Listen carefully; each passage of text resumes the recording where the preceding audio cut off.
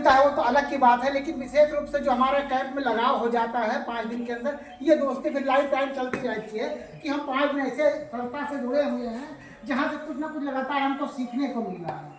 तो जो 5 दिन का शिविर था, आप लोग प्रत्येक दिन कुछ ना कुछ कार्यक्रम किए होंगे और अंतिम दिन देखे कि मुख्य अतिथि में कई लोग आए, आपके द्वारा बनाई हुई सीमित संसाधनों में जो आपने तैयार किया उसको बड़े प्यार से और चाव से वो लोग खाए।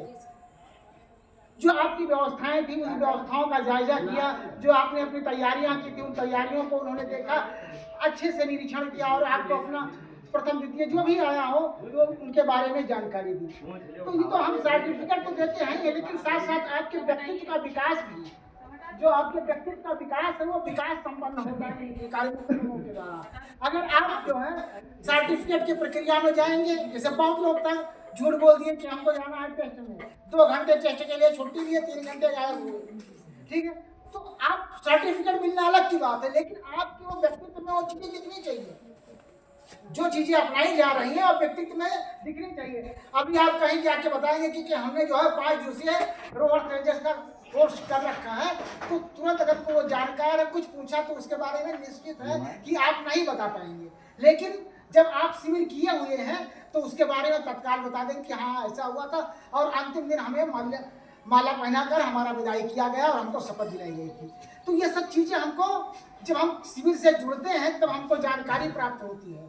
जानकारियों के माध्यम से क्या होता है, हम समाज में जुड़ते हैं, क्योंकि इसका उद्देश्य ये है कि समाज में व्याप्त विभिन्न प्रकार की जो समस्याएं हैं उन समस्याओं से आपको लोगों को बचाना है। जैसे कोरोना काल आया था तो कोरोना काल में कई रोवर्स रेंजर्स हमारे निकल के टीम में टहल रहे थे। उसी तरह समाज में विभिन्न प्रकार की जो समस्याएं व्याप्त हैं उन समस्याओं में आपको उन समस्याओं से समाज को सचेत करना है, चाहे वो अशिक्षा के क्षेत्र में हो, चाहे वो स्वास्थ्य के क्षेत्र में हो, चाहे वो पर्यावरण के क्षेत्र में हो। इन सभी क्षेत्रों में आपको कहीं ना कहीं लोगों को जागरूक करना होता है। आने वाले दिनों में जो अगले साल ये शिविर लगेगा तो उसमें हम क्या होगा कि अभी ये शिविर को 1 दिन के लिए बाहर क्षेत्रीय भ्रमण पर ले जाते हैं, मरीमाता साइड में उस तरफ कहीं दूर तक ले जाते हैं, तो लोगों को शराब से संबंधित यानी जहाँ जहाँ शराब भट्टी होती है तो वहाँ पर लोगों को जागरूकता प्रदान किया जाता है कि हाँ इससे आपके स्वास्थ्य पर क्या प्रभाव पड़ेगा।